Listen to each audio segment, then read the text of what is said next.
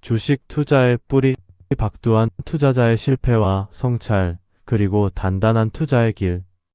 오늘 우리는 화려한 성공 신화가 아닌 두 번의 처절한 깡통 계좌 경험, 전 재산을 잃는 절망 속에서 다시 일어선 한 투자자의 이야기를 나누려 합니다. 유튜브 채널 박두환의 실전 투자 교실의 박두환 저자. 그의 책 주식 투자의 뿌리는 기술적인 매매 기법이 아니라 기업의 본질적인 가치를 믿고 기다리는 가치 투자의 가치, 즉 투자의 뿌리를 내리는 과정의 중요성을 역설합니다. 이 시간은 그의 진솔한 자기 반성과 치열한 공부의 기록을 통해 시장의 소음과 감정의 속박에서 벗어나 당신만의 단단한 투자 철학을 세우는 깊은 성찰의 시간이 될 것입니다. 편안하게 호흡하며 그의 뼈아픈 실패와 찬란한 깨달음의 여정을 함께 따라가 봅니다. 파트 1. 실패를 딛고 성공으로 나의 투자 여정. 돈을 잃은 것이 아니라 길을 잃은 것이었다. 저자의 고백은 2008년 유동성 장세에서 시작됩니다. 그는 단기간에 1억 원을 달성하는 초심자의 행운을 경험합니다. 하지만 그것은 확고한 철학 없이 시장의 분위기에 편승한 결과였습니다. 지나친 자신감은 독이 되어 돌아왔습니다. 2016년 바이오주 광풍 속에서 그는 무리한 투자를 감행하다가 결국 2억 원의 투자금을 모두 잃는 첫 번째 깡통 계좌를 차게 됩니다. 그는 회고합니다. 돈을 잃은 것이 아니라 길을 잃은 것이었다. 자신만의 투자 기준과 철학 없이 단기적인 수익만을 쫓았기 때문에 실패는 이미 예견되어 있었다는 처절한 자기 반성이었습니다. 절망 속에서 그는 택배 기사로 일하며 재기를 모색합니다. 이 시기는 단순히 돈을 버는 시간을 넘어 자신의 실패를 뼈아프게 복귀하고 투자의 본질에 대해 다시 공부하는 자기 성찰의 시간이었습니다. 그는 이 과정을 통해 비로소 가치 투자의 중요성을 깨닫고 기업의 내재 가치에 집중하는 자신만의 투자 철학을 세우기 시작합니다. 하지만 시련은 끝나지 않았습니다. 어렵게 다시 모은 자금으로 투자를 재개했으나 2020년 코로나 팬데믹이라는 전 세계적인 폭락장을 만나 두 번째 실패를 경험합니다. 그러나 두 번째 실패는 첫 번째와 달랐습니다. 가치 투자에 대한 기준과 자신만의 철학이 있으니 부서진 자리에서도 꽃이 피었다. 그는 시장의 공포에 휩쓸리지 않았습니다. 오히려 모두가 외면하던 기업의 내재 가치에 집중했습니다. 대표적인 사례가 바로 두산그룹주, 특히 당시 정부의 탈원전 정책으로 인해 시장의 냉대를 받던 두산중공업, 지금의 두산에너빌리티 투자입니다. 그는 말합니다. 제 눈에는 두산이라는 회사가 충분히 미래 가치가 있는 회사로 보였습니다. 오히려 직감적으로 큰 기회를 만났다는 느낌이 들었습니다. 시장의 소음 대신 기업의 본질과 미래 가치를 보고 뚝심 있게 집중 투자한 것입니다. 이후 정권 교체와 함께 원전 정책이 변화하고 두산그룹의 구조조정이 성공적으로 마무리되면서 그의 예측은 정확히 적중했습니다. 이는 그가 수백억 원대의 자산을 형성하는 결정적인 계기가 되었습니다. 파트 2. 초기 투자금 2억이 수백억이 되기까지 나의 투자 전략.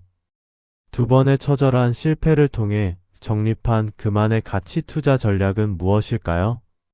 그는 단언합니다. 차트를 잘 읽는 사람이 아니라 기업을 잘 읽는 사람이 좋은 투자자라고 생각합니다. 차트가 투자자들의 감정을 반영한다면 기업의 내재 가치는 시간의 진실을 담고 있기 때문입니다. 그에게 가치 투자는 내가 이 회사의 미래를 믿을 수 있는가를 끝까지 질문하는 것입니다. 그가 기업을 선택하는 기준은 독점력입니다.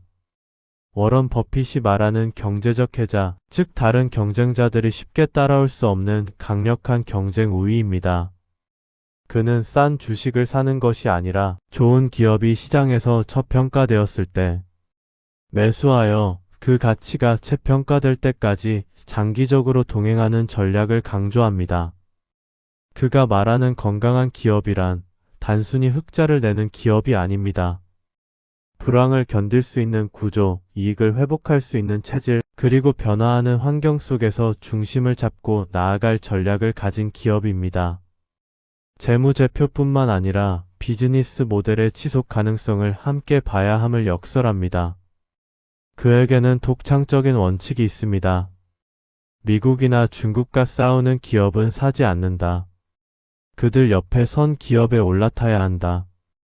글로벌 패권 국가와 정면으로 경쟁하는 기업보다는 그들의 생태계 안에서 협력하거나 부품을 공급하는 등 함께 성장하는 기업에 투자하는 것이 더 현명한 전략이라는 의미입니다.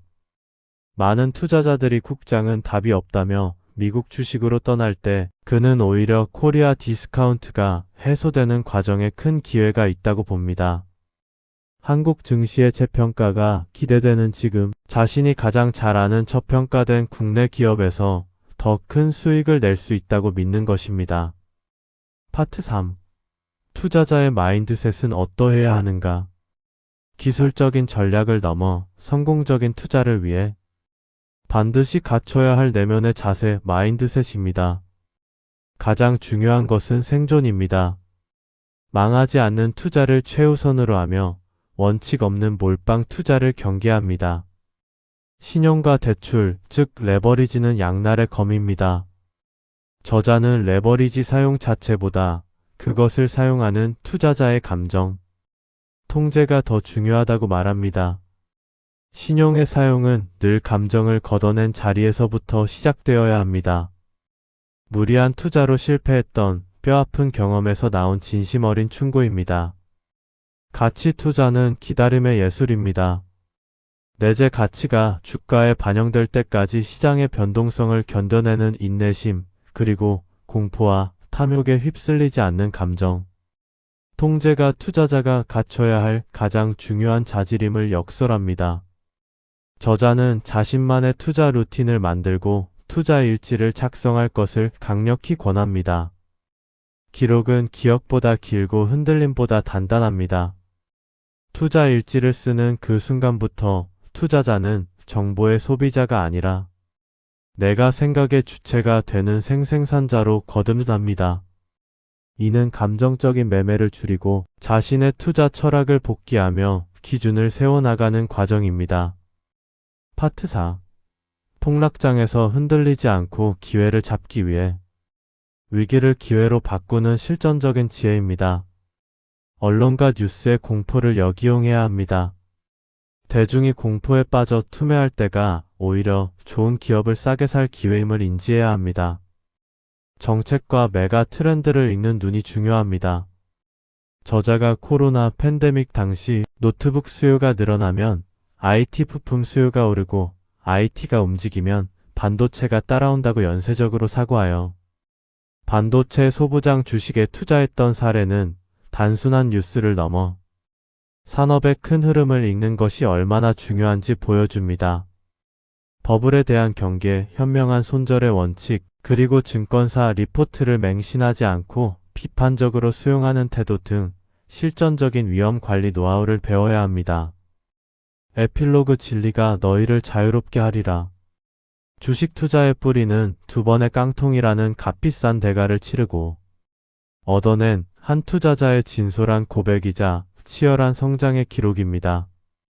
이 책을 통해 우리는 주식 투자가 단순히 돈을 버는 기술이 아니라 자신의 신념을 세우고 기업의 미래 가치를 믿으며 시장의 변동성을 인내하는 고된 성찰의 과정임을 깨닫게 됩니다. 저자가 에필로그 제목으로 인용한 진리가 너희를 자유롭게 하리라. 이 책은 시장의 소음과 감정의 속박에서 벗어나 자신만의 단단한 투자 철학, 즉 투자의 뿌리를 내리고자 하는 모든 이들에게 진정한 자유로 가는 길을 안내하는 훌륭한 나침반이 되어줄 것입니다.